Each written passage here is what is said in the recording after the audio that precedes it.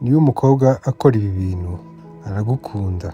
Ikintu abahungu n'abakobwa bahuriyeho iyo bigiye mu rukundo ni ugutinya yuko urukundo umwe afitiye undi yaba atarufite. Ku bagabo, abakobwa biragoye kubumva. Uburyo ubwonko bwabo bukora cyangwa ibitekerezo byabo bikora ni mu bwiru, mu marangamutima menshi atandukanye kandi acanganye abantu bagira.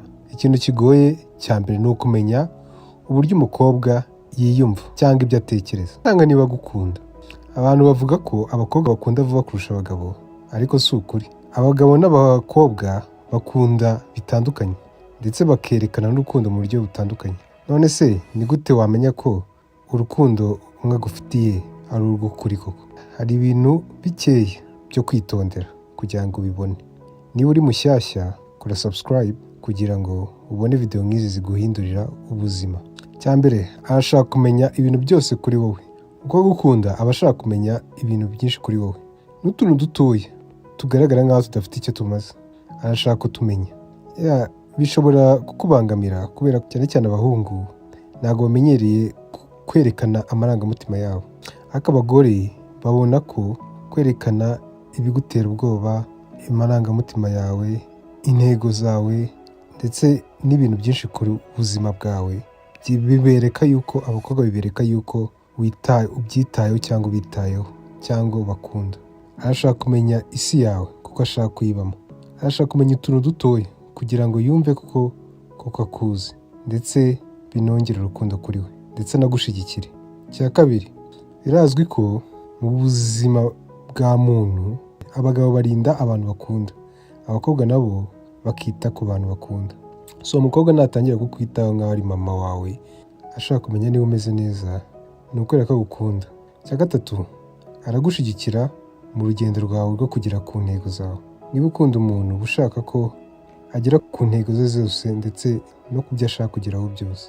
Rero iyo umukobwa wawe agukunda, aragushyigikira mu kugufasha kugera ku ntego zawe vuba ndetse ugere ku byo ushaka byose.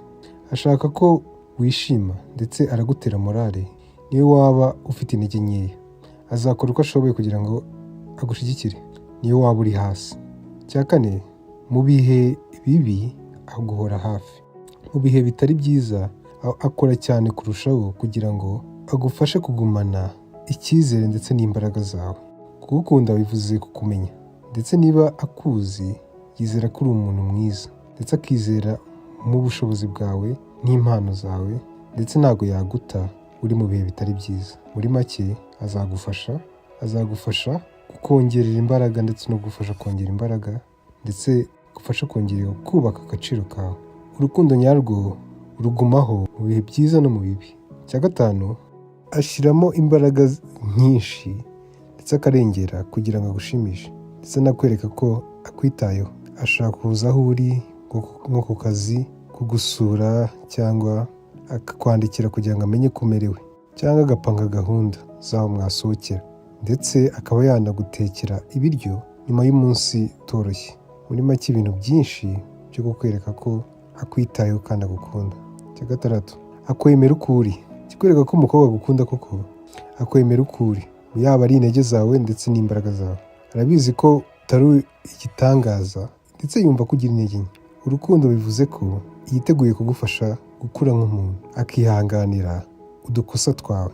Icya karindwi, yubaha abantu ukunda, azi ko ari ab'agaciro kuri wowe. Kwemerwa kuri we n'abantu ni ibintu ashaka kandi aharanira. Azakora uko ashoboye ngo yitware neza imbere yabo.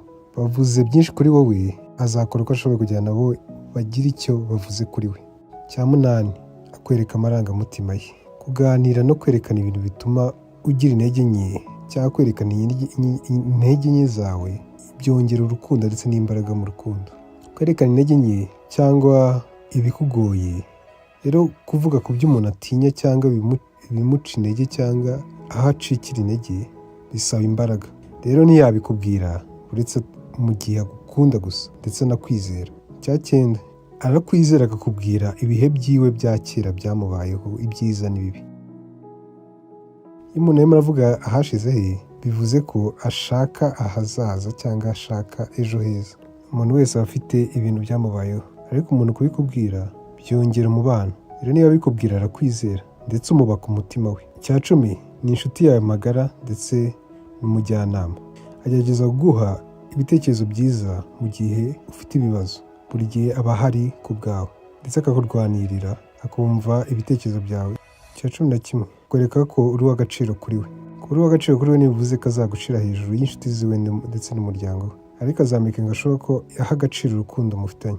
Azakwemvita mu gihe umuryango wahuye, wateranye cyangwa wasangiye, agerageza kukubwira gahunda ze mu gihe umukeneye, ukizera ko ari buhakubere. Icya cumi na kabiri, niba umukobwa mukundana yiteguye kukwitangira, ni ikikwereka ko ari uwo kwitabwaho ntumurekure. Ashaka kureka ibyo arimo kugira ngo agufashe, ariko utazamujya umukoresha mu nyungu zawe gusa. Ngibi ibimenyetso rero bikwereka ko umukunzi wawe agukunda koko. Niba muri ibi ngibi navuze hari ibyo wabonye umukunzi wawe akora, bitubwire muri comment. Murakoze, Imana ibahe umugisha.